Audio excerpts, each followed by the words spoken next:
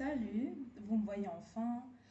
Aujourd'hui, je vais pas vous faire un haul livre, mais on va appeler ça haul entre nous, où j'ai pris des livres à la bibliothèque et du coup, bah, pour moi, c'est comme un haul en fait. Je vais certes les rendre, mais je vais les lire pour vous faire des revues plus tard. Je me suis dit que faire que des revues, en fait, ça allait être inintéressant, donc j'ai voulu apporter beaucoup plus et surtout montrer ma tête parce que je compte pas non plus me cacher, faut pas abuser. Donc je vais continuer à faire mes radios et parallèlement, je vais faire des vidéos comme ça où je vais vous montrer en fait l'ensemble des livres que vous pourriez voir probablement dans les, enfin, dont je vais probablement parler dans les audios à venir. Et puis, peut-être que je vais faire aussi une vidéo récapitulative des livres que j'ai réussi à finir. Et surtout, noter les livres en fait que j'ai fini de lire, vous voyez, mais genre en face cam. Donc voilà, pour un petit peu avoir une vraie relation avec l'audience, peu importe le nombre de personnes qui me regardent ou qui m'écoutent. Et voilà, on va commencer par un livre que j'ai déjà commencé. En fait, on commence par les livres que j'ai déjà commencé. Alors, déjà, j'avais un contrôle en histoire de l'Amérique. Du coup, j'ai dû emprunter trois livres, non, quatre livres. Mais j'ai commencé deux livres. Donc, un livre qui s'appelle La conquête des Amériques au XVIe siècle. Donc, présenté en gros par les éditions Que sais-je et écrit par Éric Roulet. Donc, il se présente comme ça. Il n'a pas l'air ragoûtant, mais cependant, il y a pas mal d'images comme cette image où on voit Hernan Cortés et Marina. Je ne sais pas du tout c'est qui, mais il y a des cartes aussi également.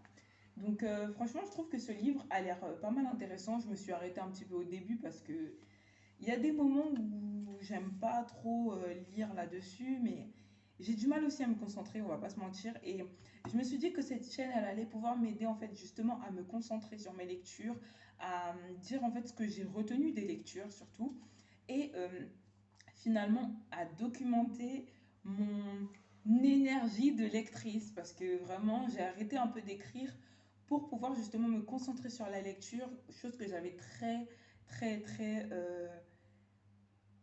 délaissée, on va dire. J'avais beaucoup de mal à écrire ces derniers temps, du coup j'ai décidé de faire une pause et de me mettre à la lecture. Et donc, la prochaine lecture en fait que j'ai commencé à lire, donc vous le voyez bien à ce marque-page, ça s'appelle La quête du serpent à plumes, art et religion de l'Amérique précolombienne, hommage à Michel Grolich. C'est un historien, je pense, qui a étudié à l'Université libre de Bruxelles. Donc il y a toute une introduction sur lui, il y a des passages en espagnol, je ne sais pas s'il y a des passages en anglais, mais en tout cas, c'est pas mal si vous voulez enrichir votre espagnol. Donc, je vais faire une revue sur ce livre, que je l'ai fini ou pas, hein, je vais faire une revue. Et puis, quand je rendrai les livres, bah, avant de les rendre, en fait, je noterai en fait les livres en fonction de ce que j'ai aimé, ce que j'ai pas aimé, etc. En fait, je vous ferai une full revue sur l'ensemble. Mais hormis ça, je vous fais une revue sur chaque livre que je vais lire, surtout les livres d'histoire. J'avais envie de faire une revue sur les BD aussi que je lisais, mais j'ai du mal en fait. Donc je vais commencer par les livres d'histoire et peut-être que je vais lire des romans au fur et à mesure du temps et tout. Des romans beaucoup plus légers, vous voyez, parce qu'il y a ce coin à la BU qui s'appelle Bulle, et c'est un coin où vraiment il y a des livres pour se divertir en fait, pas que pour étudier. Même si je privilégie beaucoup plus les livres pour étudier parce que j'ai envie d'apprendre beaucoup de choses cette année. J'ai pris deux autres livres que j'ai pas encore commencé par rapport à mon contrôle, mais vas-y, comme je suis pas une lectrice qui lit très vite et que bah, je me lasse très vite aussi, je ne les ai pas encore commencé. Donc le premier s'appelle L'invention de l'Amérique, mythe et réalité de la conquête de Thomas Gomez. Donc il se présente comme ceci. Et franchement, il y a des livres, en fait, je les lis pas pour le plaisir, en fait. Et peut-être que au final, ça va agréablement me surprendre et que je vais vouloir approfondir. Donc le prochain s'appelle La conquête de l'Amérique, la question de l'autre. Euh, c'est écrit par TZ Vetan. Donc je ne sais pas comment ça se dit, mais son nom de famille c'est Todorov et c'est le même nom de famille que mon professeur de géographie humaine. Et donc, en fait, ça se présente vraiment comme ceci. En fait, ce livre, il m'a grave attiré l'œil. Je me suis dit, mais qu'est-ce que ça va être en fait? Est-ce qu'on va rentrer dans la psychologie des deux parties, c'est-à-dire des colons et des Amérindiens? Je ne sais pas, je vous en dirai des nouvelles de toute manière.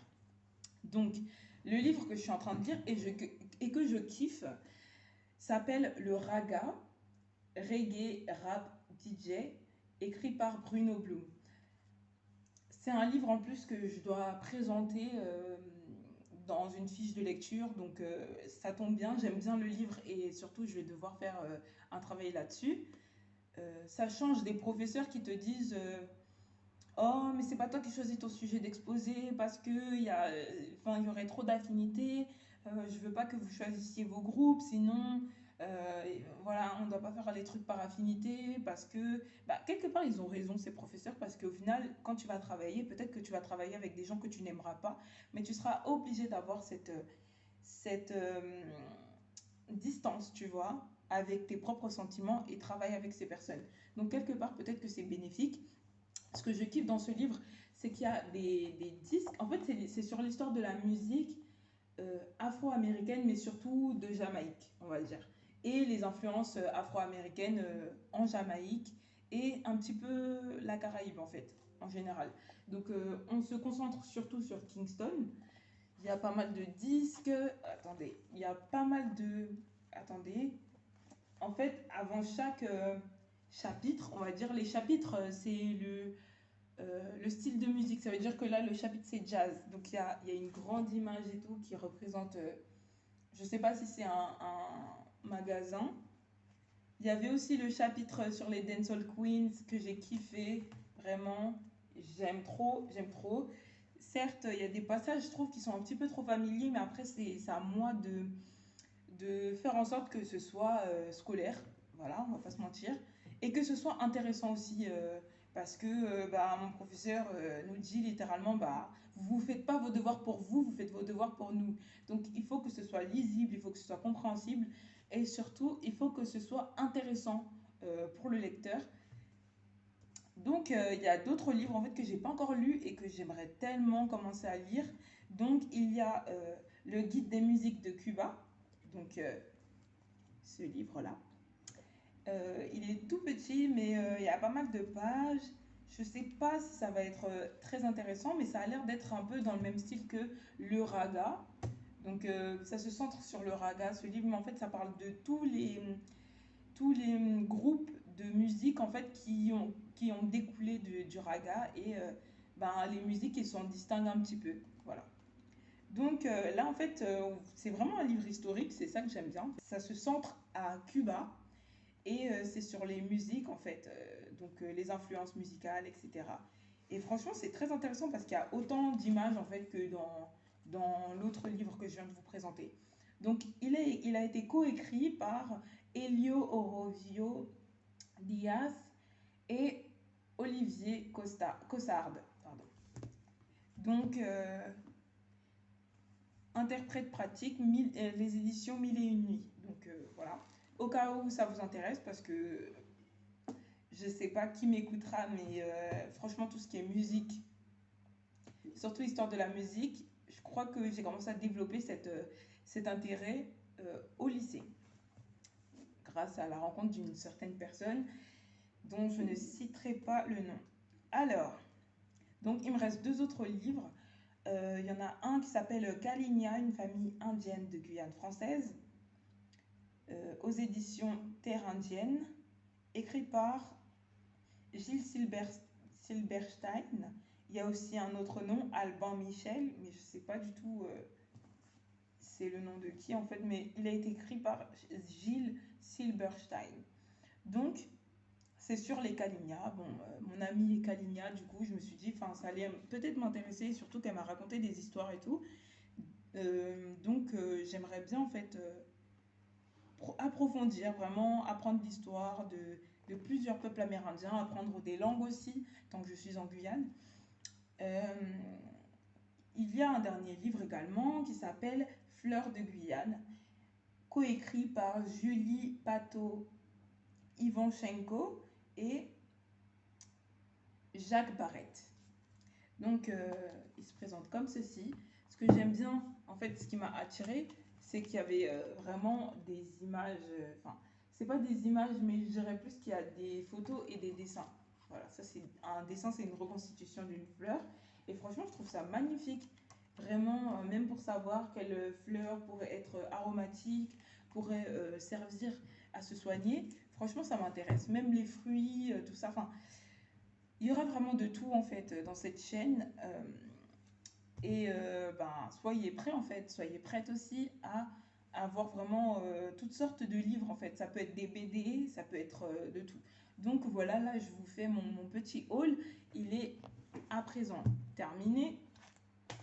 Voilà, et moi je vais m'atteler à ces petites lectures ou grosses lectures parce que j'ai pas l'habitude de beaucoup lire, mais depuis que je suis ici, j'ai vraiment un vrai intérêt pour la lecture et surtout l'histoire de cet endroit formidable. Enfin, c'est pas un endroit, hein, c'est un pays, donc la Guyane.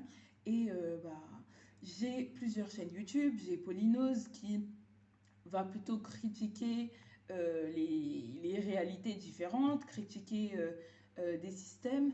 Et aussi, je sais pas si c'est du développement personnel, on va dire que c'est du développement personnel, tout ce qui est psychologie, etc. Et j'ai une chaîne sexo, donc que j'appelle chaîne sensuelle, donc parce que je ne suis pas sexothérapeute et je ne suis pas sexologue. Donc c'est vraiment des trucs que j'ai expérimenté moi-même, des trucs qui sortent de mon imagination et également des vidéos de personnes qui sont en sexologie et qui en parlent en fait. Et du coup, je me suis inspirée de tout ça pour vraiment faire ma chaîne sexo. Franchement, je voyais que j'avais grave des idées, donc j'ai décidé de faire ma chaîne. Et j'ai publié un audio justement sur le corps.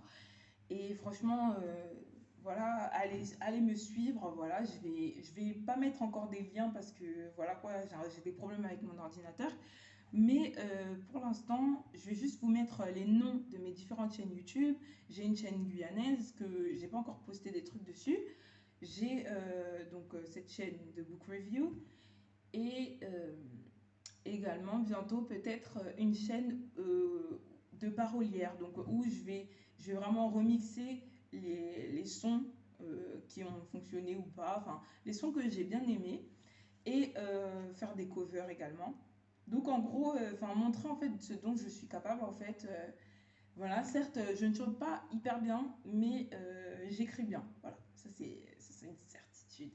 Donc voilà, merci de m'avoir écouté. Relayez l'info, allez regarder mes autres chaînes et on se capte plus tard. Ciao!